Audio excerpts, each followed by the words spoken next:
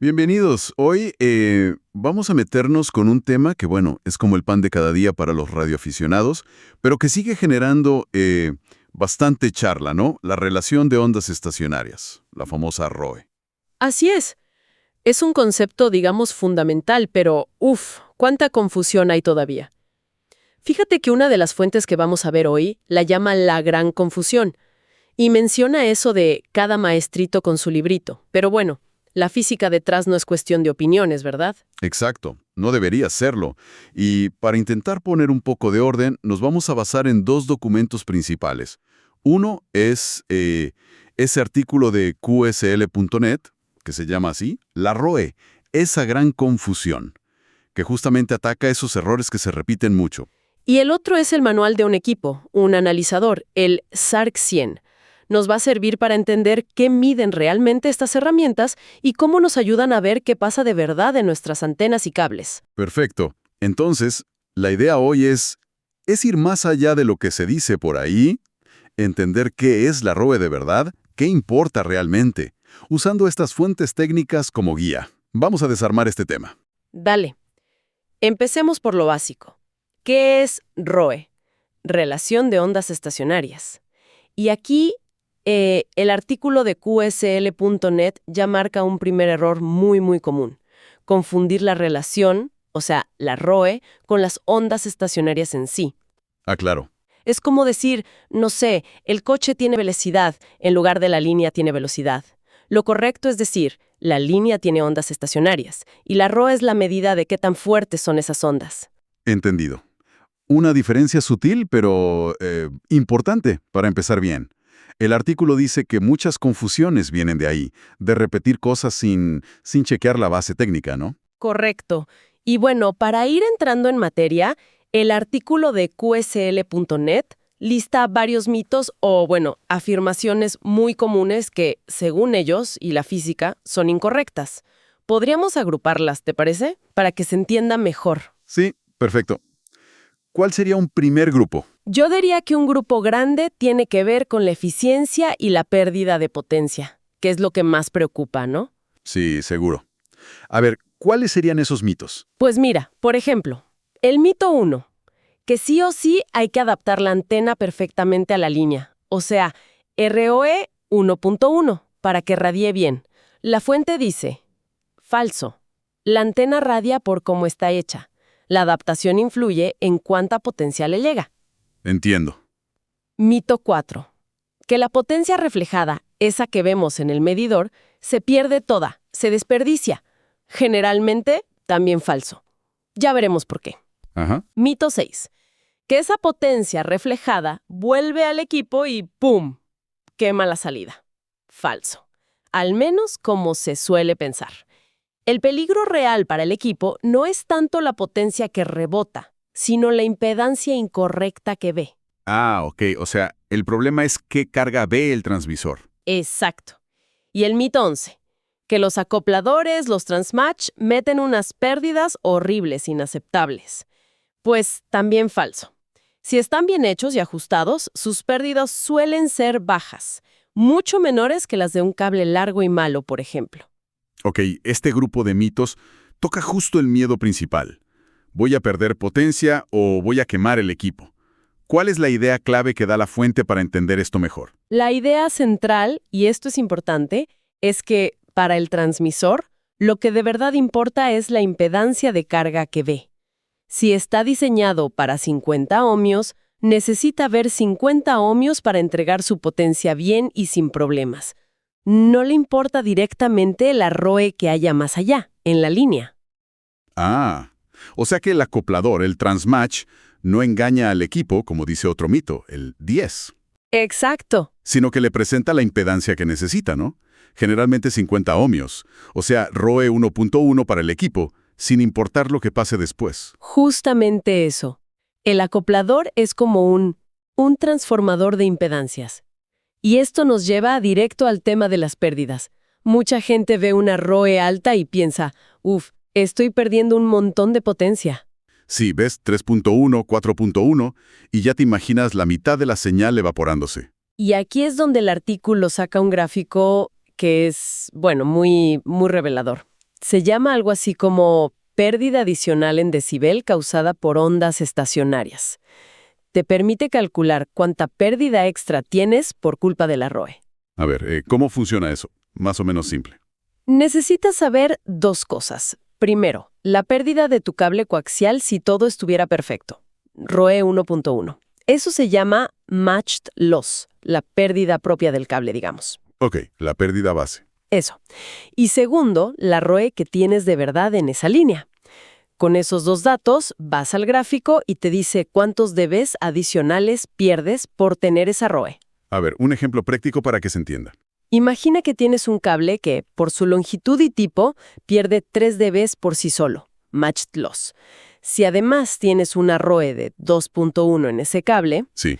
el gráfico te dice que la pérdida adicional por esa ROE es de, solo unos 0.35 decibeles. ¿Tampoco? Sí, o sea, la pérdida total sería 3 dB del cable más 0.35 dB por la ROE, igual a 3.35 dB. Casi nada extra. Vaya, o sea, la ROE de 2.1 añadió una pérdida mínima comparada con la del propio cable. Correcto. El artículo da otro ejemplo. 30 metros de RG8U en 80 metros. La pérdida propia de ese cable es bajísima, como 0.35 dB. Bueno, pues incluso con una ROE de 5.1, 5:1, Ajá. la pérdida adicional es menos de 0.5 dB. Menos de medio dB. Es un recepción ni te enteras. Piensa que una unidad S son 6 dB. Medio dB es nada. Esto sí que va contra lo que uno suele pensar, ¿eh? Entonces, la conclusión sería, no obsesionarse tanto con tener 1.1 sí o sí. Al menos en términos de potencia que llega a la antena, sobre todo en HF, donde los cables no suelen tener pérdidas enormes, bajar la ROE por debajo de 2.1 rara vez se nota en la señal que escuchas o te escuchan. El esfuerzo a veces no compensa. Una ROE de 2.1 implica una pérdida por desadaptación de como 0.5 dB, un 11% de potencia. Es muy poco. Pero, espera, aquí hay una trampa, ¿o no? ¿Dónde medimos esa ROE? Porque eso cambia las cosas. Exacto. Esa es la clave. La ROE que usamos para calcular esas pérdidas adicionales tiene que ser la que hay realmente en la línea, idealmente medida cerca de la antena. Si mides abajo, en el cuarto de radio, al lado del equipo, ¿Qué pasa? y tu cable tiene pérdidas ya de por sí, la ROE que vas a medir ahí va a ser menor que la que hay arriba, en la antena, Ah, ¿por qué? ¿Cómo es eso? reflejada cuando viene de vuelta hacia el medidor. El artículo muestra otro gráfico para esto. ROE en antena versus ROE en transmisor. Te ayuda a estimar la ROE real arriba, sabiendo lo que mides abajo y la pérdida del cable. Deme un ejemplo rápido de ese gráfico, a ver. Pues mira, si tienes un cable con 3 dB de pérdida, adaptado, o sea, su pérdida base, y abajo, en el shack, mides una ROE de 2.1. Sí. El gráfico te puede decir que la ROE real en la antena podría ser, ojo, hasta 5.1. Wow. 5.1 arriba cuando abajo veo 2.1. Eso es una diferencia enorme. Enorme. Significa que una antena puede parecer que está bastante bien desde el shack, pero en realidad estar muy desadaptada arriba. Esto sí que es importante tenerlo en cuenta. Es como el SARC 100 que mencionas, ¿no? Que miden más cosas. Claro, porque no solo miden ROE, miden la impedancia completa. La parte resistiva, R, y la reactiva, X. Te dan una foto mucho más clara de qué está pasando de verdad en la antena y en la línea. Entiendo. Te permiten hacer un diagnóstico mucho más fino. Volviendo a los mitos que mencionaba el artículo, había otro grupo relacionado con la línea de transmisión y cómo medimos. Sí. Por ejemplo, mito 7, que puedes cambiar la ROE simplemente cortando o añadiendo trozos de cable coaxial. En teoría, falso. La ROE depende de cómo calzan la impedancia de la antena y la del cable, su impedancia característica, no de qué tan largo sea el cable. Mito 8, que el cable tiene que medir sí o sí una longitud eléctrica especial, como media onda o un cuarto de onda. Falso. Como regla general, solo necesitas longitudes específicas si quieres usar el cable para algo muy concreto, como transformar una impedancia de forma calculada. Nah. Y el mito 9, que si tienes ROE alta, el propio cable coaxial se pone a irradiar como loco. También falso. Las ondas van por dentro del coaxial, que para eso tiene la malla, el blindaje. Si el cable irradia suele ser por corriente en la parte exterior de la malla, y eso normalmente es por un desbalance, por falta de balún o porque se acopla con la antena. Entonces, a ver si entiendo. Si alguien nota que la ROE que mide le cambia cuando toca el cable, o lo mueve, o le cambia un poco la longitud, ¿qué está pasando realmente? No es la ROE la que cambia. Lo más probable es que sea un problema con la medición o con la instalación, no una propiedad rara de la ROE. La fuente menciona causas típicas. 1. Que no hay un balún o que no funcione bien. Entonces, la parte de afuera del coaxial se vuelve parte de la antena. Claro, si cambias la longitud del cable, cambias la antena entera y cambias su impedancia y lo que mides. Claro, tiene sentido. 2. Que haya corriente de RF por fuera del coaxial, lo que llaman corriente de modo común. Esa corriente puede engañar al medidor de ROE. La solución suele ser poner un choque de RF o choke balloon, que es básicamente un balón de corriente para bloquear esa RF indeseada. Ajá. 3. O que estés usando un medidor que no es para esa línea. Imagina medir con un medidor de 50 ohmios en una línea que es de 75. La lectura no va a ser correcta. De nuevo, parece que la clave es entender bien la impedancia y usar herramientas de medición buenas, ¿no? Como esos analizadores tipo SARC 100 que pueden medir resistencia y reactancia por separado, ayudan a no sacar conclusiones equivocadas. Totalmente. Con un analizador puedes ver si la impedancia de la antena cambia de verdad o si es solo un efecto raro de la medición. También te sirven para ver si un balún funciona como debe o si tiene pérdidas, que es otro tema que a veces confunde. Un balún 1.1 ideal no debería cambiar la ROE, pero si está corrigiendo un desbalance que había antes o si tiene pérdidas él mismo, pues la lectura de ROE puede cambiar. Quedaba un último grupito de mitos, ¿verdad? Algo sobre interferencias y eso de que el acoplador engaña. Sí, exacto. Mito 5.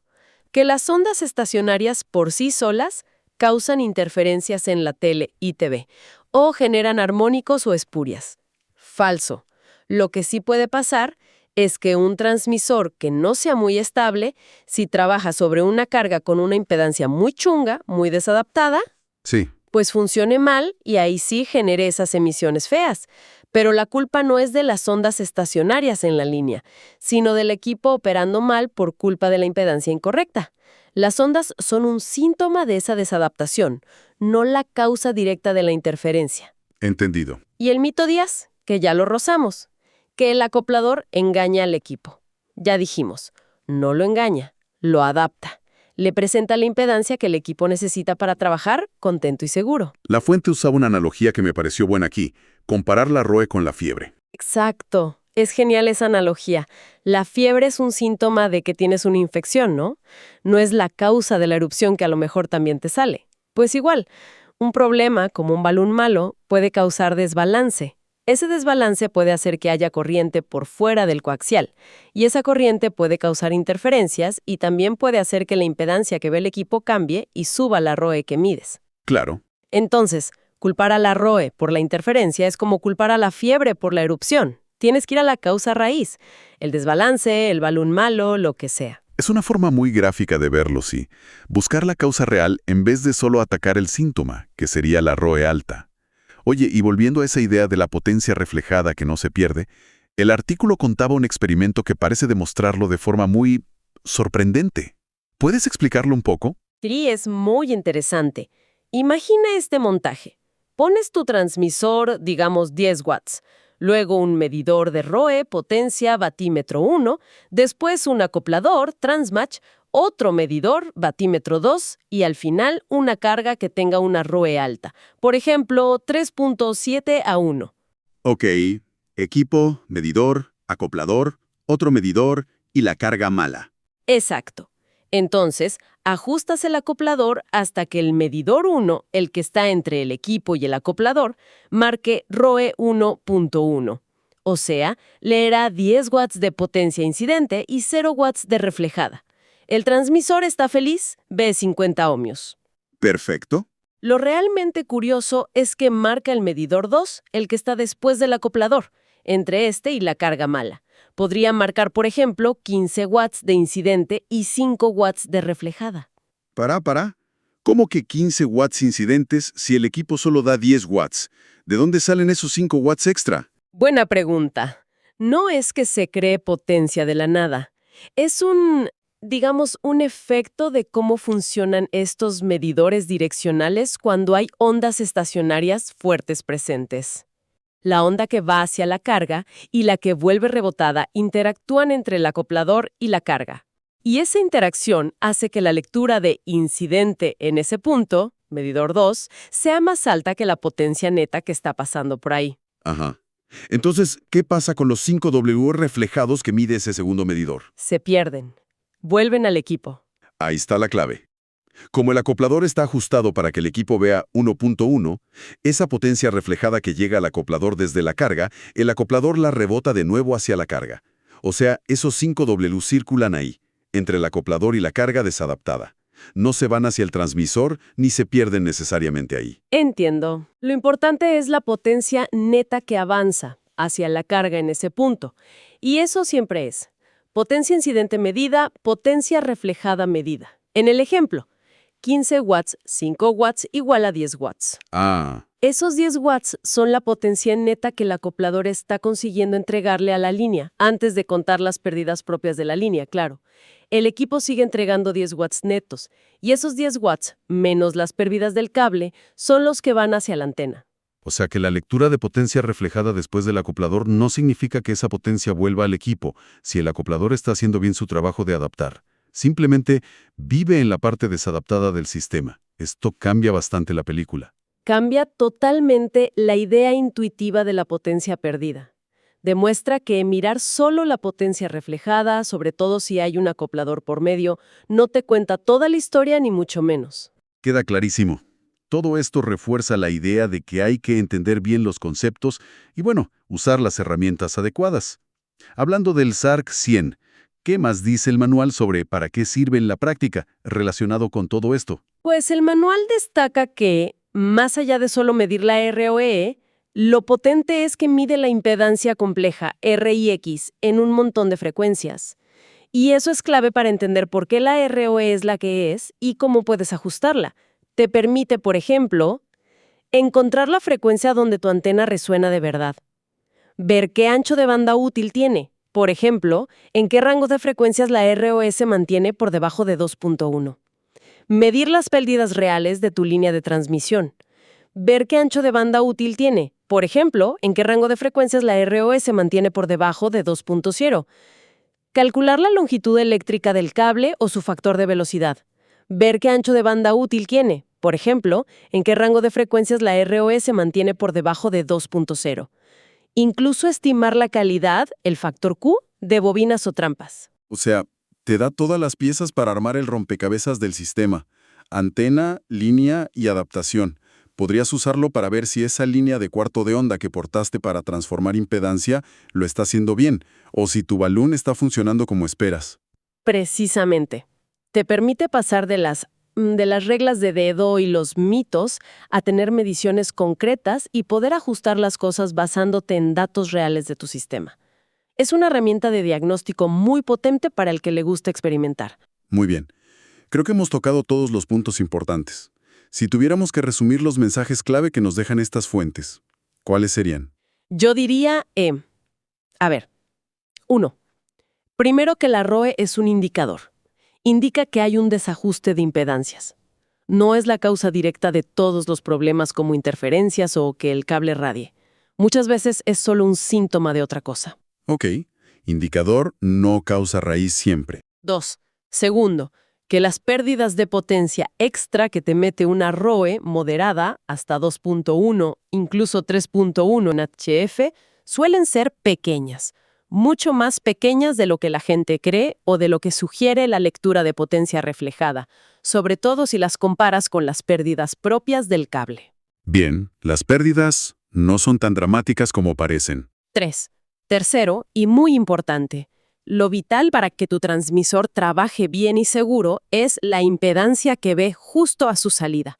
Para eso está el acoplador, para presentarle la impedancia correcta, normalmente 50 ohmios. La impedancia vista por el equipo es lo crucial. Y cuarto, que muchas ideas que andan por ahí sobre cortar cables a medidas mágicas, sobre la potencia reflejada que se pierde sí o sí, o que la ROE cause interferencias directamente, pues no tienen una base técnica sólida según estas fuentes.